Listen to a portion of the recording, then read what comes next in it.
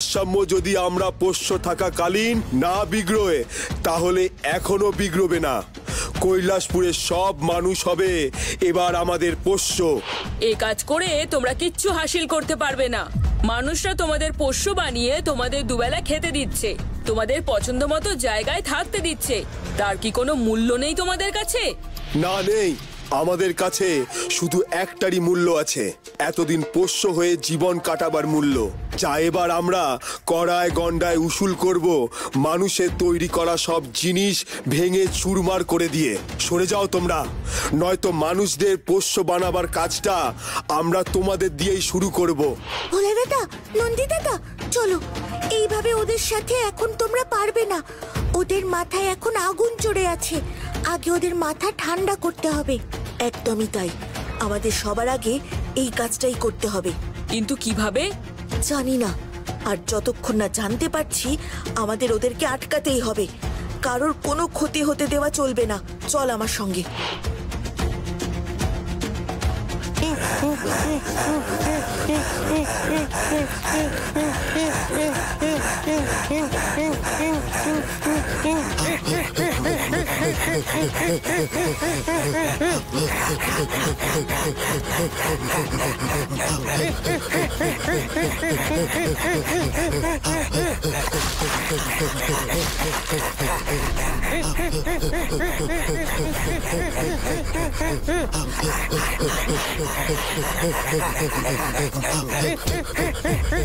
সর্বনাশ!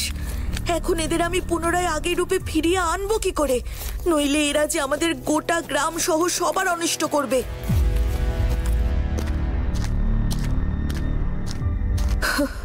পারলাম না রে নন্দী, এই প্রথম আমি এই কৈলাসপুরের মানুষদেরকে বাঁচাতে পারলাম না। সমাজের এই শান্তশিষ্ট পশুরা যে কি করে এক একটা অসুর হয়ে গেল তা তো আমি বুঝতেই পারছি না। তাহলে আমি ওদের ঠিক করবোটা কি করে? মহেশ যে কি একটা গন্ধের কথা বলছিল, যা নাকে যেতেই নাকি এরা সবাই অসুরে পরিণত হচ্ছে। সেই গন্ধটাই বা কি, তাও তো বুঝতে পারলাম না। কি করে পারবো নন্দী দাদা? পশুদের ঘ্রাণ শক্তি যে মানুষের থেকে অনেক বেশি হয়। হয়তো এমন কোনো গন্ধ ওরা সত্যিই পাচ্ছে যা আমরা পাচ্ছি না। সে যাই হোক, আমরা তা না খুঁজে পেলে ওদের তো স্বাভাবিক করতে পারবো না। আর যতক্ষণ না ওরা স্বাভাবিক হবে ততক্ষণ ওরাই তাণ্ডব চালিয়েই যাবে। তাই তো দেখছি, এখনো ওরা লোকালয়ের দিকে যায়নি, কিন্তু এরপর যখন ওরা লোকালয়ের দিকে যাবে তখন যে সাংঘাতিক কাণ্ড হবে। আচ্ছা ভোলা, তোর গায়ে তো অনেক ক্ষমতা, তুই ওদের মারছিস না কেন? মেরে পাট করে দে। দিতাম রে, যদি ওরা সত্যি সত্যি অসুর হতো, কিন্তু তা তো নয়। ওরা তো সত্যিই কেউ অসুর নয়, বরং কোনো একটা কারণে ওরা এতটা হিংস্র আর ওদের মধ্যে এত পরিবর্তন এসেছে। তাহলে ওদের মারলে যে ওই পশুগুলোরই লাগবে, তাই না? সত্যি ভোলা দাদা, এখনো এত কিছুর পরেও তুমি ওদের লাগার কথা ভাবছো? ভাবতে তো হবেই রে, আমি যে ভোলানাথের ভক্ত, আর ভোলানাথ আমাকে শিখিয়েছেন নিজের সুখের থেকে অন্যের দুঃখের কথা, কষ্টের কথা আগে চিন্তা করতে, তা নিবারণ করতে সচেষ্ট হতে।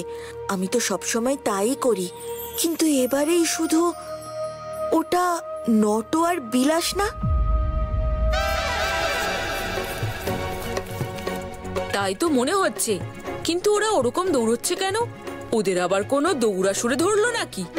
দৌড়াসুর নয় গো নন্দী দাদা, ওদেরও কুকুরাসুরেই তাড়া করেছে। ওই দেখো, ওদের পিছনে কি বিশাল একটা কুকুরাসুর দৌড়চ্ছে। ওরে বাবা রে, মারে, এখান থেকে তাড়াতাড়ি পালা। চল নন্দী, আমাদের ওদেরকে বাঁচাতেই হবে। ভাগ, নট বিলাসকে আমি বাঁচাতে কিছুতেই যাব না। এ কথা বলিস না ভাই, ওরা আজকে বিপদে পড়েছে। ওরা নিজেরা যেমনই হোক না কেন, আমাদের সঙ্গে যাই করুক, আজ ওরা বিপদে পড়েছে যখন, তখন আমাদের উচিত ওদের রক্ষা করা, তাই নয় কি? চল, আয় বকুল। ওরে বাবা রে, মারে, এখান থেকে তাড়াতাড়ি পালা।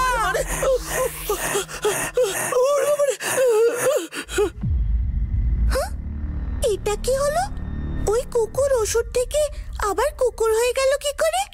আমিও তো তাই ভাবছি। ও তো নটবিলাসের পিছনেই আসছিল। তাহলে আমি বুঝতে পেরেছি মহেশ কোন গন্ধের কথা বলছিল। আর কোন গন্ধ নাকে যাওয়ার ফলে ওরা পশু থেকে সব অসুর হয়েছে। কোন গন্ধ? এই বেল ফুলের গন্ধ। এই বেল ফুল হলো মায়াবী, তাই তার মধ্যে থেকে মায়াবী গন্ধ ছড়ায়, যা আমরা মানুষরা পাচ্ছি না, কিন্তু পশুরা পাচ্ছে। তাহলে এই কুকুরটা আবার সাধারণ হয়ে গেল কি করে?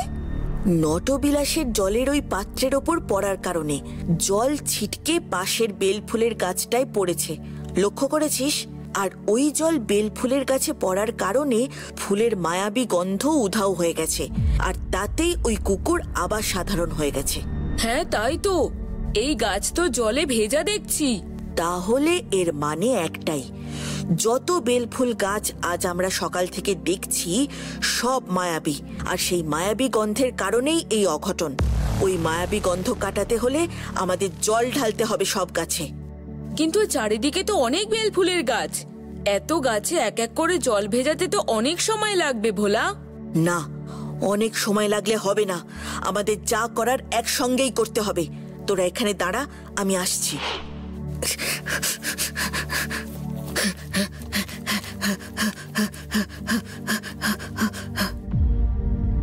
এই জলের পাত্র জল শুদ্ধ যদি ওখানে নিয়ে যাওয়া যায় এবং গাছে দেওয়া যায়, তাহলে সব গাছ ধুয়ে যাবে আর মায়াবী গন্ধও চলে যাবে।